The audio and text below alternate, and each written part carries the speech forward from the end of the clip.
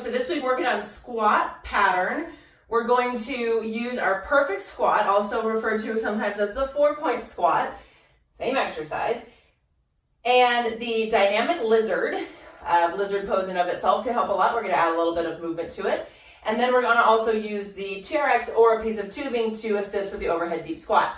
So, as you guys know, with the squat, we have triple flexion, hips, knees, and ankles that have to bend a lot as we go into that position. So that's what we're trying to warm up as we go into this part of the workout. So we're bringing the hands down toward the floor, bending these as much as you need to get the hands right in front of the toes. Then you bring your hips down and you end up in this nice triple flex position. The reason we call this a perfect squat is the elbows can give you some feedback about where your hands are, where your legs are supposed to be, as opposed to the knees coming forward a lot, which is something we see sometimes in our workouts, or our athletes make that mistake sometimes. It also limits the ability of the knees to collapse inward just by having your elbows kind of in the way. So down to the ground, then hips down with the elbows in front. Then you hold your hips low, reach the arms up, overhead deep squat for just a minute, just a second, and then you stand back up. So the 4 points would be 1, 2, 3, 4. And meanwhile, you give the feedback and the cueing to encourage the athletes to keep their weight even, to keep their weight back in their heels as they're flexing their hips.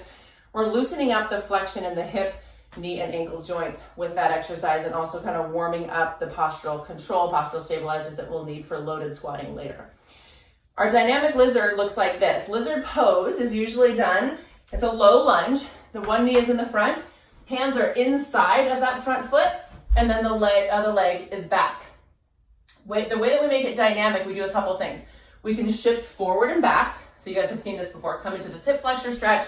Maybe the knee's even on the ground. I know you can't see my knee right now, but the knee can be on the ground to get a nice hip flexor stretch and get an ankle and knee flexion exercise here. It's okay if the knee goes in front of the toe this time.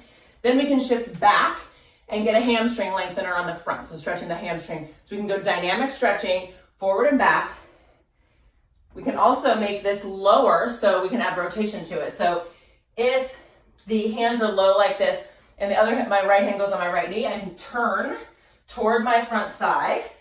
Turn around so you can see this way also. So if this shin is vertical, my knee's right over my ankle, left hand on the floor, and then my right hand is here, and I can use my overpressure to turn that into more of a rotation stretch. This is kind of like dragonfly twist. We're just using this hand here so I can get a trunk twist and open up my upper back. Get a little bit of mobility work there before we try that extension in the squat. Now, if you have something attached overhead, this works really well with TRX, which are kind of hanging up high anyway in the gym, makes it kind of easy to set it up. I've got a piece of tubing today, which works fine also. We're not doing something with this that requires the tension of a TRX. So it's okay to just use a nice stiff piece of tubing. What we're gonna do, I'm gonna stand up all the way. My hands are gonna start at my chest like this, as if I was gonna do a push-up or a chest press with it. And I'm gonna move into a squat. And as I bring my hips low, I bring my hands high. So what this does is it helps give me this feedback of bringing my body up and not collapsing forward like we sometimes see with our squats. So there's 2 ways we can do this. This is the first. We bring the arms up, and it just helps give us some postural support. Maybe it might make you feel it's pulling me backward, so it makes me feel like I'm gonna fall over, but that helps me activate the anterior side. Then I can turn around and do the exact same movement with my hands still starting here. I still come into my squat, and now my band is pulling me forward a little bit, so I'm activating all that shoulder blade muscle, all the upper back, to help keep my posture upright because of this tension. Works, like I said, well with a TRX or a nice stiff piece of supported tubing. So we call that an assisted. That's a pattern assist. It's not really offering resistance to the exercise. We're using it to help train the movement. So the pattern assisted overhead deep squat with the TRX or with tubing.